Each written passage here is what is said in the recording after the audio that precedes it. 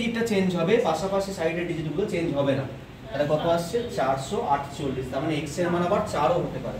তার মানে এই সংখ্যাটা তো 8 দিয়ে বিভাজ্য, এর সঙ্গে তুমি আরো একটা 40 যোগ করো। আমি যদি এর সঙ্গে আরো একটা যদি 40 যোগ করি তাহলে 488 আসছে। তাতেও দেখো সামনের ডিজিট আর লাস্ট ডিজিট কি চেঞ্জ হয়েছে?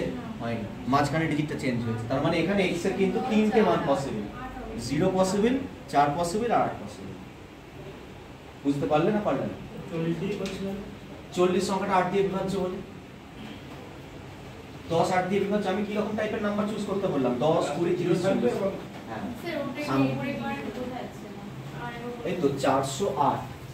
এই সংখ্যাটা আমি প্রথমেই চেক করে নিয়েছি 8 দিয়ে বিভাজ্য। এবার আমার একটা 8 দিয়ে বিভাজ্য এমন নাম্বার চাই, কিন্তু নাম্বারটার টাইপটা হবে এইরকম 10 20 30 40 টাইপের। 10 তো 8 দিয়ে বিভাজ্য না, বিভাজ্য হচ্ছে 40। তাহলে এর সঙ্গে যদি তুমি 40 যোগ করো তাহলে যোগফলটা কত আসছে? 448।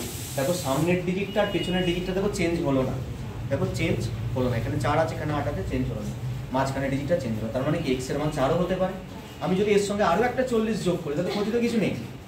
488 আসছে, তাতেও তো সামনের অঙ্ক আর পেছনের অঙ্কটা চেঞ্জ হচ্ছে না, মাঝখানে একটা চেঞ্জ হচ্ছে। তার মানে x এর মান আবার 8ও তো হতে পারে। কিন্তু এর সঙ্গে 8 তুমি 40 যোগ করতে পারবে? বেড়ে যাবে, এই সংখ্যাটা 5 হয়ে যাবে। তাহলে x এর তাহলে কি কি ভ্যালু পসিবল? 0 4 আর 8, এই ভ্যালুগুলো পসিবল। ক্লিয়ার হয়েছে কি ভাই?